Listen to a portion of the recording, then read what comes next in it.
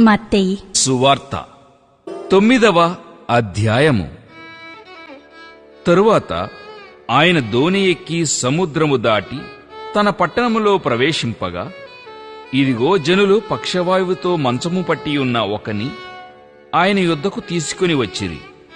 యేసు వారి విశ్వాసమును చూచి, కుమారుడా, ధైర్యముగా ఉండుము, నీ పాపములు క్షమింపబడి ఉన్నవని పక్షవాయువు గల వానితో చెప్పాను.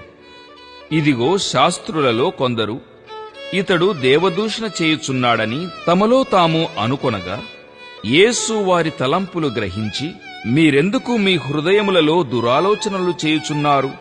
నీ పాపములు క్షమింపబడి ఉన్నవని చెప్పుట సులభమా? లేచి నడువుమని చెప్పుట సులభమా? అయినను పాపములు క్షమించుటకు భూమి మీద మనుష్య కుమారునికి అధికారము కలదని మీరు తెలిసికొనవలెను అని చెప్పి, ఆయన పక్షవాయువు గలవాని చూచి, నీవు లేచి నీ మంచమెత్తుకొని నీ ఇంటికి పొమ్మని చెప్పగా, వాడు లేచి తన ఇంటికి వెళ్ళెను.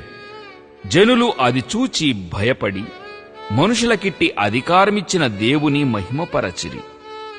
యేసు అక్కడ నుండి వెళ్ళుచు సుంకపు మెట్టునొద్ద కూర్చుండియున్న మత్తయి అను ఒక మనుష్యుని చూచి, నన్ను వెంబడించుమని అతనితో చెప్పగా, అతడు లేచి ఆయనను వెంబడించెను. ఇంటిలో భోజనమునకు యేసు కూర్చుండి ఉండగా, ఇదిగో సుంకరులను పాపులను అనేకులు వచ్చి ఆయన యొద్దను ఆయన శిష్యుల యొద్దను కూర్చుండిరి. పరిసయ్యులు అది చూచి, మీ బోధకుడు సుంకరులతోనూ పాపులతోనూ కలిసి ఎందుకు భోజనము చేయుచున్నాడని ఆయన శిష్యులనడిగిరి. ఆయన ఆ మాట విని, రోగులకే గాని ఆరోగ్యము గల వారికి వైద్యుడక్కరలేదు గదా, అయితే నేను పాపులను పిలువ వచ్చితిని గాని నీతిమంతులను పిలువరాలేదు, గనుక కనికరమునే కోరుచున్నాను గాని బలిని కోరను అను వాక్య భావమేమిటో మీరు వెళ్లి నేర్చుకునుడని చెప్పెను. అప్పుడు యోహాను శిష్యులు ఆయన యొద్దకు వచ్చి, పరిసయ్యులును మేమును తరచుగా ఉపవాసము చేయుచున్నాము గాని నీ శిష్యులు ఉపవాసము చేయరు, దీనికి హేతువేమని ఆయనను అడుగగా, యేసు, పెండ్లి కుమారుడు తమతో కూడా నుండు కాలమున పెండ్లి ఇంటివారు దుఃఖపడగలరా? పెండ్లి కుమారుడు వారి యొద్ద నుండి కొనిపోబడు దినములు వచ్చును, అప్పుడు వారు ఉపవాసము చేతురు. ఎవడునూ పాతబట్టకు క్రొత్త బట్ట మాసిక వేయడు, వేసిన ఎడల ఆ మాసిక బట్టను వెలితిపరచును, చినుగు మరీ ఎక్కువగును. మరియు పాత తిత్తులలో క్రొత్త ద్రాక్షారసము పోయరు, పోసిన ఎడల తిత్తులు పిగిలి ద్రాక్షారసము కారిపోవును, తిత్తులు పాడగును. అయితే క్రొత్త ద్రాక్షారసము క్రొత్త తిత్తులలో పోయుదురు, అప్పుడు ఆ రెండునూ చెడిపోకయుండునని చెప్పాను. ఆయన ఈ మాటలు వారితో చెప్పుచుండగా, ఇదిగో ఒక అధికారి వచ్చి ఆయనకు మ్రొక్కి, నా కుమార్తె ఇప్పుడే చనిపోయినది, అయినను నీవు వచ్చి నీ చెయ్యి ఆమె మీద ఉంచుము, ఆమె బ్రతుకుననెను. యేసు లేచి అతని వెంట వెళ్ళెను. ఆయన శిష్యులు కూడా వెళ్ళిరి. ఆ సమయమున ఇదిగో 12 సంవత్సరముల నుండి రక్తస్రావ రోగము గల ఒక స్త్రీ, నేను ఆయన పై వస్త్రము మాత్రము ముట్టితే బాగుపడుదునని తనలో తాను అనుకొని ఆయన వెనుకకు వచ్చి ఆయన వస్త్రపు చెంగు ముట్టెను. యేసు వెనుకకు తిరిగి ఆమెను చూచి, కుమారి, ధైర్యముగా ఉండుము, నీ విశ్వాసము నిన్ను బాగుపరిచెనని చెప్పగా, ఆ గడియ నుండి ఆ స్త్రీ బాగుపడెను.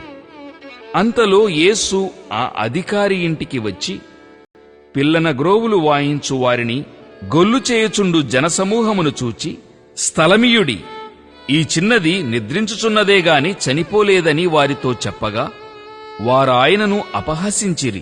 జనసమూహమును పంపివేసి ఆయన లోపలికి వెళ్లి ఆమె చెయ్యి పట్టుకొనగానే ఆ చిన్నది లేచెను. ఈ సమాచారము ఆ దేశమంతటనూ వ్యాపించెను. యేసు అక్కడ నుండి వెళ్ళుచుండగా 2 గ్రుడ్డివారు ఆయన వెంట వచ్చి, దావీదు కుమారుడా, మమ్మును కనికరించుమని కేకలు వేసిరి. ఆయన ఇంట ప్రవేశించిన తరువాత ఆ గ్రుడ్డివారు ఆయన యొద్దకు వచ్చిరి. యేసు, నేను ఇది చేయగలనని మీరు నమ్ముచున్నారా అని వారిని అడుగగా, వారు నమ్ముచున్నాము ప్రభువా అని ఆయనతో చెప్పిరి. అప్పుడాయన వారి కన్నులు ముట్టి, మీ నమ్మిక చొప్పున మీకు కలుగుగాక అని చెప్పినంతలో వారి కన్నులు తెరువబడెను. అప్పుడు యేసు ఇది ఎవరికినీ తెలియకుండా చూచుకొనుడని వారికి ఖండితముగా ఆజ్ఞాపించెను. అయినను వారు వెళ్లి ఆ దేశమంతటా ఆయన కీర్తి ప్రచురము చేసిరి. యేసును ఆయన శిష్యులను వెళ్ళుచుండగా కొందరు దయ్యము పట్టిన ఒక మూగవాని ఆయన యొద్దకు తీసుకొని వచ్చిరి.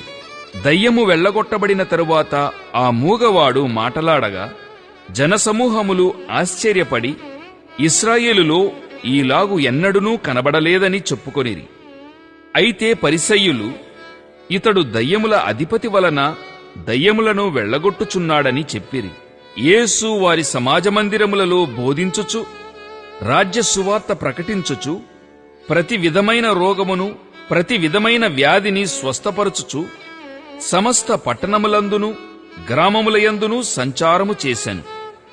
ఆయన సమూహములను చూచి వారు కాపరిలేని గొర్రెల వలె విసికి చెదరియున్నందున వారి మీద కనికరపడి, కోత విస్తారమే గాని పనివారు కొద్దిగా ఉన్నారు గనుక తన కోతకు పనివారిని పంపుమని కోత యజమానుని వేడుకొనుడని తన శిష్యులతో చెప్పెను.